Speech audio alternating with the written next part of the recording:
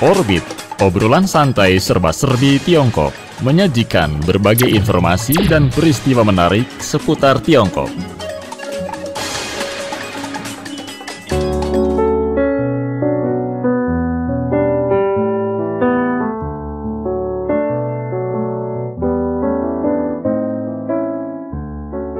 Halo pendengar, apa kabarnya Anda hari ini? Tentunya harapan kami Anda selalu dalam keadaan sehat dan berbahagia. Senang rasanya saya Aksan Prawira dapat menyapa Anda kembali dalam Orbit, obrolan santai serba-serbi Tiongkok. Pendengar, semakin kesini banyak yang berusaha untuk membuat video yang viral atau trending. Nah, tentunya bicara tentang video yang viral, baru-baru ini di Tiongkok ada video yang bisa dibilang biasa-biasa saja. Namun entah mengapa sebuah konten atau video yang dalam tanda kutip biasa-biasa saja ini juga bisa menjadi viral dan trending. Nah, untuk mencari tahu tentang hal ini, di ujung telepon sudah ada rekan saya Manining yang akan memberikan gambaran untuk Anda mengapa video tersebut bisa menjadi trending di Tiongkok. Halo Manining, apa kabar? Halo, kabar saya baik-baik saja di sini dan semoga semua teman, termasuk Aksan di sana, bisa sehat-sehat juga. Iya. Nah, kali ini kita akan bicara tentang vlogger. Pendengar mungkin sudah ada yang tahu kalau Manining ini juga merupakan seorang vlogger. Anda bisa melihat videonya di YouTube banyak beredar. Nah, Manining ini juga bisa menjadi salah satu yang menginspirasi Anda kalau Anda menikmati video-videonya ya Manining ya. Ya. Jadi saya menjadi seorang vloggernya tidak lama, hanya 1-2 tahun saja. Jadi saya juga selalu pusing ya. Konten yang seperti apa itu bisa menarik perhatian penonton saya itu ya. Jadi mereka lebih tertarik di bidang yang mana? Itu juga membuat saya pusing juga. Saya kalau di Tiongkok sendiri, di Tiongkok sini ya, saya juga menonton banyak video-video pendek yang dari vlogger yang lain. Juga ada berbagai macamnya. Misalnya ada yang berbagi pengetahuan, ada yang seorang gadis yang cantik ini dia tidak pakai mana pertandan, bagaimana kosmetiknya, mana yang baik, menjual baju, dan juga selain itu juga ada yang vloggernya mereka berpariwisata, jalan-jalan ke sini ke sana itu, atau yang hanya mengenai kehidupan sehari-hariannya saja. Juga sangat menarik. Misalnya orang tua saya, mereka juga setiap hari ya mereka juga nonton video pendek itu di HP-nya.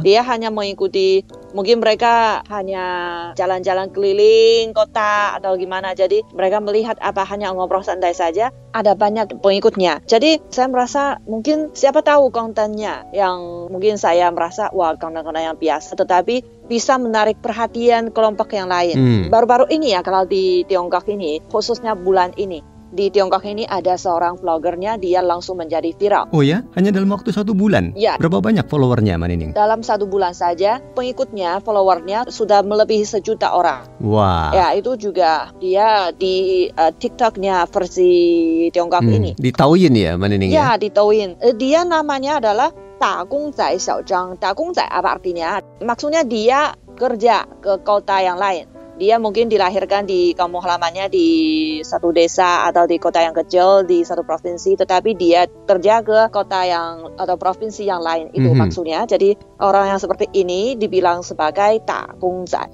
Dia ini kerja tetap di kantoran begitu ya Manining ya? Belum tentu dia kerja kantoran. Mungkin dia misalnya sebagai seorang kurir atau yang lain. Dia mungkin bekerja di satu perusahaan ya. Jadi seperti itu. Tetapi maksudnya dia kerja di kota yang lain, di kota yang besar.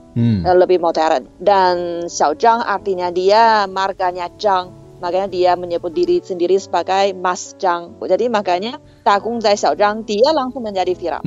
Iya. Nah ini menarik ya Manining ya, walaupun dia mungkin kerjanya berpindah-pindah, tapi dia bisa membuat konten yang menjadi viral ya. Iya, tetapi apa kontennya yang menjadi viral itu juga di luar dugaan saya itu. Justru karena yang dibagikannya, isi yang dibagikannya adalah yang pengetahuan basis saja, yang sangat basic itu. Jadi karena saya dilahirkan di kota Beijing, saya merasa itu mungkin sudah sangat terbiasa. Misalnya bagaimana naik kereta cepat, bagaimana naik pesawat terbang, bagaimana panggil taksi dengan HP-nya, bagaimana seorang diri ke rumah sakit itu caranya gimana. Iya, ini unik ya Manining ya. Berapa lama konten yang ia buat ini Manining? Itu kontennya hanya mungkin 3 hingga 5 menit saja, sangat pendek sekali. Dan belum banyak ya, karena hanya dalam 1 bulan saja kontennya seri ini namanya Bagaimana. Jadi seri Bagaimana ini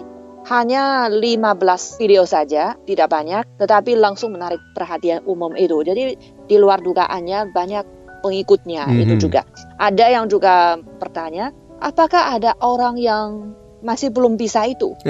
Masih membutuhkan pengetahuan seperti itu yang begitu basis itu ya, bagaimana naik subway. Jadi begitu gampang saja, kenapa banyak orang yang sangat tertarik itu. Iya, tapi mengapa ya konten yang biasa-biasa ini bisa menjadi viral dan trending di Tiongkok, Manining? Itu juga saya merasa ini adalah satu pertanyaan yang sangat menarik. Mungkin memang ada satu kelompok yang besar seperti Mas Zhang ini. Mereka dari tempat yang kecil, mereka baru belajar atau bekerja ke satu kota yang besar, itu mereka pertama kali ke tempat ini, mereka ada banyak yang tidak tahu, itu pasti ada banyak yang membutuhkan pengetahuan seperti ini. Jadi bukan semua orang dia dilahirkan di kota yang besar itu, pasti ada banyak pengetahuan yang begitu basis itu. Misalnya di Tiongkok ada satu hotpot yang mereknya sangat terkenal itu adalah Haidilao. Ini restoran hotpot ya Manining ya? Ya, Haidilao itu hotpot yang sangat terkenal di Tiongkok ini. Jadi banyak orang kalau pertama kali ke sana, karena di Haidilao itu ciri khasnya apa? Ciri khasnya adalah selain pesanannya juga ada banyak misalnya sausnya atau cemilannya yang gratis yang sudah disediakan di sana. Ya, jadi orangnya waktu sudah duduk di mejanya, waktu dia pesan menu, sesudah pesan menu dia juga bisa harus sendiri ke sana untuk mengambil sausnya. Dan sausnya ada puluhan macamnya. Jadi bagaimana mengadukan sausnya lebih enak itu pasti belum tentu semua orang tahu itu caranya yang paling enak itu. Pasti belum tentu semua tahu. Dan juga ada piring-piring yang gratis itu. Mana yang lebih cocok, mana yang lebih bagus, apakah bisa langsung diambil. Kalau orang yang pertama ke sana mungkin mereka ragu-ragu karena mungkin di restoran yang lain nggak ada yang gratis itu. Jadi mereka mungkin belum tentu berani ya langsung ambil itu. Jadi mereka juga merasa malu-malu ya untuk tanya orang. Jadi juga ada banyak orang yang membutuhkan pengetahuan di bidang ini. Makanya Mas Zhang dia juga membuat satu vlog itu. Jadi seri Bagaimana, dia bilangnya bagaimana mengunjungi restoran Haidilao untuk pertama kali. Lebih lebih hemat, lebih enak, lebih puas itu. Jadi banyak orang yang membutuhkan pengetahuan seperti ini. Iya, tentunya ini menjadi surprise tersendiri ya bagi sang pembuat konten. Iya, jadi sangat di luar dugaan. Jadi ini sudah menjadi topik bahasan di sosmed di Tiongkok ini. Jadi video informasi seperti ini walaupun sederhana ternyata banyak artinya juga ya bagi orang lain ya Manining ya. Iya, jadi di luar dugaannya ada banyak orang. Mereka kasih komen. Mereka sangat mendukung Mas Zhang. Mereka bilangnya, saya justru yang sangat membutuhkan pengetahuan di bidang ini. Jadi dia ada vlognya mengenai bagaimana naik pesawat terbang. Bagaimana naik kereta cepat. Ya, karena kereta cepat itu di Tiongkok ini sudah beberapa tahun. Tetapi belum tentu semua orang pernah naik itu. Khususnya orang yang masih muda ya. Mungkin anak yang masih muda, waktu mereka belum memasuki universitas itu, selama belasan tahun itu mereka hanya di kota sendiri saja, tidak pernah ke kota yang lain. Jadi belum tentu mereka tahu bagaimana naik kereta cepat itu. Jadi ada yang komennya di bawahnya itu, saya tidak hanya membutuhkan pengetahuan bagaimana naik kereta cepat, bahkan subway saya juga membutuhkan. Karena kalau saya naik subway, saya juga merasa bingung bagaimana caranya. Karena kalau di Tiongkok ini, kalau naik subway itu, biasanya kami tidak beli tiket di jendelanya. Biasanya tidak. Kami biasanya memakai apps-nya. Menggunakan aplikasi ya, Manining ya? Iya, ada beberapa macam apps-nya bisa. Jadi, mana yang lebih cocok? Dan kalau apps-nya yang berbeda, waktu kita memintai kodenya di mesinnya itu, di tempat yang beda juga. Kalau dengan apps ini, di tempat ini, scan-nya di tempat ini. Kalau apps yang lain, di scan-nya di jendela yang lain. Jadi itu tempatnya juga beda. Jadi kami belum tentu tahu. Khususnya kalau misalnya naik kereta cepat itu, kami harus masukin tiketnya dulu ke mesinnya. Terus dia sendiri keluar. Waktu sudah dipindai, dia sendiri keluar. Ting! dia loncat keluar Iya, itu. iya. Jadi kami harus ambil lagi karena waktu kita masuk kereta cepat itu akan dicek kembali ya, dicek ulang itu. Jadi kami harus ambil lagi. Tetapi kalau misalnya bagi saya sendiri, saya pertama kali naik kereta cepat itu saya tidak tahu. Saya masukinnya, saya langsung masuk. Temannya di belakang saya itu panggil saya, jangan masuk, ambil tiketnya. Jadi saya baru tahu itu. Iya. Jadi makanya banyak orang yang perlu informasi seperti ini ya, Mbak Nining ya. Iya, saya merasa itu pasti ada banyak orang yang sangat membutuhkan pengetahuan seperti ini. Misalnya baru-baru ini ya, saya pernah sendiri ke rumah sakit juga. Saya tidak begitu banyak pengetahuannya di rumah sakit karena saya tidak sering sakit. Jadi makanya waktu saya ke satu rumah sakit itu dia lebih berbeda dengan rumah sakit yang lebih saya tahu itu. Jadi prosesnya lebih beda sedikit. Makanya waktu saya mau cek badan, saya tidak tahu bagaimana caranya. Saya memang tidak tahu. Meskipun saya juga tinggal di samping rumah sakit itu sudah belasan tahun, tetapi saya tidak sering ke sana, makanya saya tidak tahu. Jadi prosesnya lebih rumit lagi. Waktu saya memasukinya, saya harus ambil nomor, harus registrasi. Sesudah registrasi, saya harus bayar. Sesudah bayar, saya ke dokternya. Kalau ke dokternya, tidak langsung ke pintunya dokternya langsung. Tetapi sebelumnya saya harus daftar dulu di pintunya. Dengan satu kodenya yang sudah di print itu, saya harus daftarkan dulu. Terus saya harus nunggu di depannya dokternya. Dan udah saya dilihat oleh dokternya akan kasih tahu, wah kamu harus cek ini ya, cek ini. Jadi bayar lagi. Saya bayar lagi. Sesudah bayarnya saya merasa, wah saya sudah bisa langsung, misalnya mau cek CD ya, saya mau langsung ke tempatnya untuk cek CD itu. Tetapi waktu saya ke sana, saya ditolak. Dia bilangnya, kamu harus turun ke lantai 1 untuk pesan dulu. Karena antri panjang. Kamu harus pesan dulu. Wah, jadi saya turun ke lantai 1. Wah, repot juga ya, Mbak Nining ya. Kalau saya sebelumnya sudah tahu, waktu saya bayar itu, saya sudah langsung bisa pesan di sampingnya. Tetapi saya tidak tahu, saya naik, disuruh turun lagi. Jadi saya turun lagi, saya sudah pesan. Waktu saya kembali ke periksanya CD ini, saya dikasih tahu harus daftarkan dulu. Saya harus memindai kodenya lagi. Wah, prosesnya rumit sekali. Ini adalah pengetahuan saya sendiri. Saya masih orang yang muda, jadi saya masih kuat untuk naik turun dan sudah prosesnya lebih rumit. Saya sudah bisa handle. Tetapi kalau orang yang sudah lansia, mereka mungkin sudah langsung bingung. Kasihan ya. Ya, kasihan. Jadi makanya saya baru menyadari, wow, banyak orang yang biasa. Mereka sangat membutuhkan pengetahuan di bidang ini. Mungkin bagi orang yang lain, ini adalah pengetahuan yang sudah wajib tahu.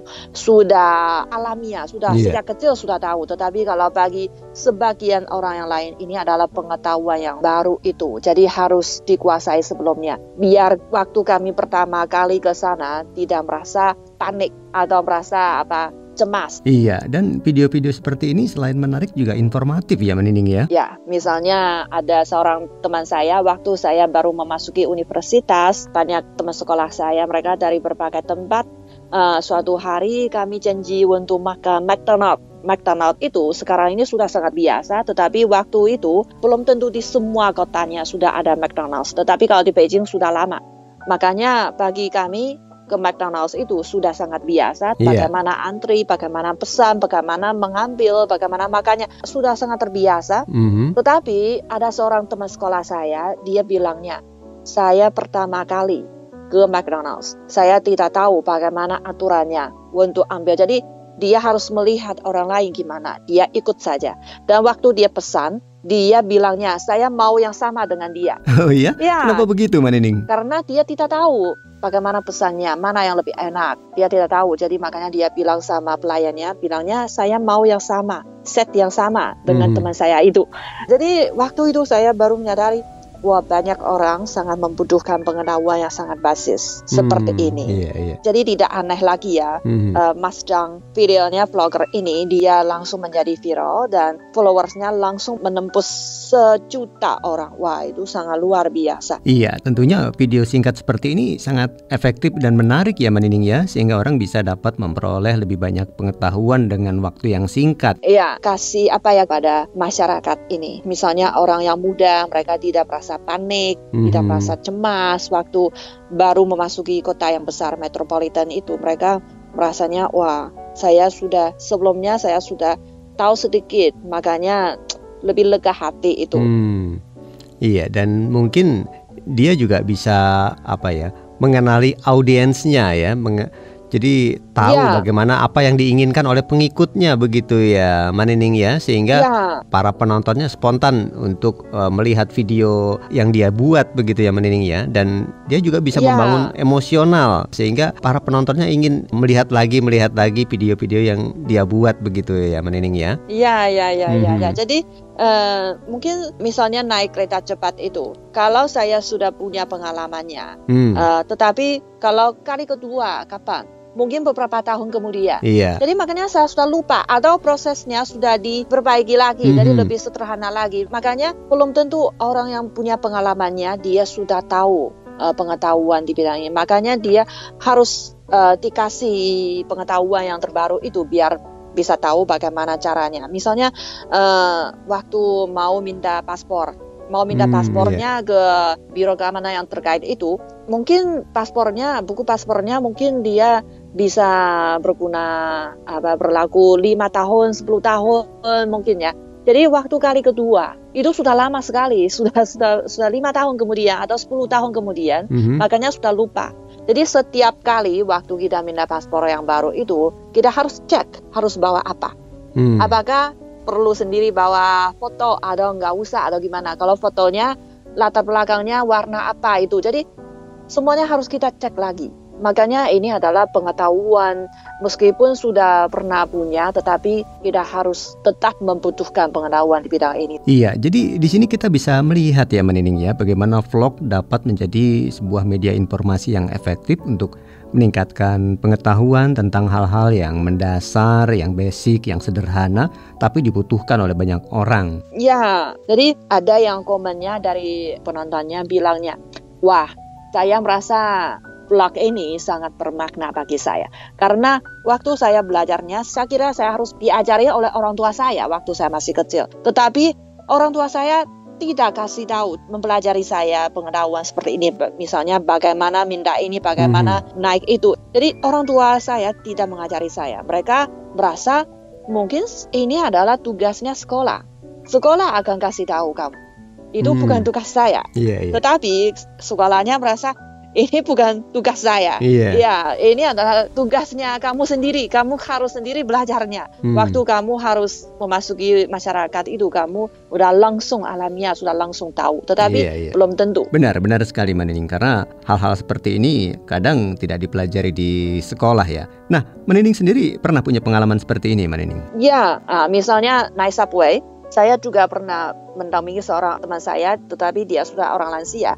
Waktu kami mau masuk, kami harus dengan HP-nya untuk memindai koternya di sana, tetapi biasanya HP-nya di kanan. Jadi kami menggunakan mesin di sebelah kanan itu, tetapi orang lansia teman saya ini, dia memakai yang di kiri. Kalau dia sudah memindai koternya di sebelah kirinya, yang dibuka pintunya adalah di sebelah kirinya, bukan pintu yang ditunggu dia ini. Jadi dia langsung bingung. Dia bilang, saya sudah pindai, kenapa pintunya tidak dibuka? Saya bilang, enggak, sudah pindah 2 kali. Jadi makanya bagi mereka ini adalah hal yang sangat susah. Dan waktu itu saya masih baru menyadari, kalau saya sudah terbiasa dengan yang di kanan itu, saya tidak pernah pikir ada orang yang lebih kebiasaan di kiri. Makanya mereka punya kesusahan di bidang ini nih. Saya nggak pernah menyadari. Iya, di situ nggak ada penjelasannya ya, Manining ya. Kalau memindai di kanan, pintunya yang terbuka di kanan, atau kalau yang kiri dipindai, pintunya yang terbuka di kiri gitu ya. Ya, tidak ada penunjuk, ada penjelasan. Bilangnya, silakan memakai yang di kanan, tidak ada. Karena mungkin kebanyakan orang ada bekerja di perusahaan subway itu, mereka sudah merasa, wah pasti semua orang sudah tahu di kanan. Pasti mereka sudah tahu. Jadi mereka juga tidak menyadari ada orang yang punya susah di bidang ini. Mereka tidak tahu kiri apa kanan. Jadi memang ada orang yang awam tentang hal-hal yang seperti ini ya, menidingnya ternyata ya. Ya, jadi saya teringat ya waktu beberapa tahun yang lalu waktu saya beli mesin-mesin elektroniknya dari Jepang. Waktu saya membukanya, saya merasa wah buku penjelasannya sangat tebal sekali. Dan isinya saya merasa wah ini lucu sekali. Karena dia bilangnya underdealnya nggak bisa dimakan. Jadi dia bilang, saya merasa wah ini pasti karena ini adalah mungkin kamera. Pasti underdealnya tidak boleh dimakan. Pasti ini nggak usah dijelaskan di buku penjelasannya, nggak usah. Tetapi kenapa orang Jepang mereka harus menulis itu? Ya ini bagian ini nggak bisa dimakan. Wah saya merasa ini lucu sekali. Tetapi sampai sekarang ini saya baru tahu, mungkin bagi saya ini adalah pengetahuan yang sangat sangat alamiah. Tetapi belum tentu semua. Mungkin ada anak yang kecil, mereka tidak tahu. Jadi harus dijelaskan sebelumnya.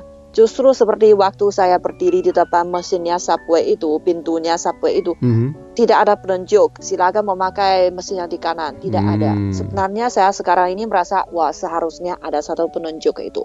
Nah, jadi saya merasa kenapa Mas Zhang bisa menjadi viral, vlogernya ini bisa menjadi viral, justru karena ada kebutuhan sejumlah kecil orang itu selalu diabaikan oleh masyarakat ini. Mungkin misalnya di metropolitan, di kota yang besar, kami merasa wah semuanya adalah pengetahuan yang sudah wajib ya, sudah wajah ya, sudah pasti semua orang tahu, tetapi belum tentu. Iya, apalagi kalau kita misalnya sudah terbiasa. Kalau saya di kota Jakarta naik bus umum, saya sudah tahu caranya. Tapi kalau misalnya saya pindah ke kota lain, caranya mungkin pasti juga berbeda dan kita juga perlu tahu ya Menining ya. Iya. Misalnya kalau di Tiongkok ini, kalau saya di Beijing, saya tiap hari naik subway, saya sudah terbiasa. Tetapi kalau suatu hari saya dikirimkan kerja ke satu kota yang lain, misalnya ke kota Nanjing, saya harus nanya dulu teman saya yang kampung halamannya di Nanjing atau dia kerja di Nanjing, saya harus nanya. Kalau saya mau naik subway, saya harus download aplikasi yang mana yang bisa beli tiket itu. Jadi mereka kasih tahu saya pakai apps ini, apps itu. Jadi gimana harganya gimana. Saya baru tahu. Meskipun saya dilahirkan di kota yang besar, tiap hari saya naik subway, tetapi kalau ke kota yang baru belum tentu saya tahu karena sistemnya beda, appsnya beda, peraturannya atau teorinya juga beda. Makanya kita harus belajar lagi dari nol. Ya, jadi saya merasa ini adalah satu vlogger yang sangat luar biasa. Kalau sebagai seorang vlogger juga, mungkin saya tidak tahu wah kontennya seperti ini yang bisa menarik perhatian. Sebenarnya di luar dugaan kami, wah ini memang menarik perhatian nih. Iya, dan memang menciptakan konten yang sangat relevan dan bermanfaat. Ini juga kadang kalau orang Indonesia bilang tergantung keberuntungan juga, Menining. Kadang orang membuat konten susah payah, sulit untuk mendapatkan follower. Tapi ada yang biasa-biasa saja, justru followernya sangat banyak begitu ya, Menining ya. Ini kadang tidak masuk di akal juga sepertinya. Tapi ya memang kenyataannya seperti ini ya, Menining ya. Ya. Jadi siapa tahu konten yang seperti apa bisa menjadi viral. Ya, jadi Mas Zhang dia sudah menjadi populer. Masyarakat ini masih ragu-ragu. Wah, kenapa isi seperti ini, konten seperti ini bisa menarik perhatian? Sampai sekarang ini masih sangat susah diterima. Wah, ini sederhana seperti ini. Wah, memang susah. Ada seorang penontonnya bilang dia sendiri sudah belajar terus sudah lulus, dia bekerja di satu kota yang besar itu sudah lama, dan dia sudah sangat terbiasa naik kereta cepat itu karena dia sering harus kerja ke luar kota. Tetapi orang tuanya, ibunya, dia dari kampung halamannya mau ke kota yang besar ini untuk mendampingi putrinya, jadi untuk melihat putrinya. Makanya dia harus jemput ibunya ke stasiunnya kereta cepat itu. Tetapi ibunya tidak pernah naik kereta cepat. Makanya dia kalau hanya melukiskan bagaimana caranya kepada ibunya juga merasa wah pusing. Jadi memang ini satu hal yang mungkin bisa dibilang konten yang sederhana tapi justru bisa membuat orang tertarik begitu ya, Menining. Ini satu hal yang menarik juga. Dan mungkin visualnya biasa-biasa saja, tidak ada mungkin menggunakan efek-efek khusus, tapi memang ada sentuhan personal begitu ya Menining ya, sehingga membuat atau membangkitkan emosi penonton dan audiens bisa menerima video-video seperti ini ya. Iya.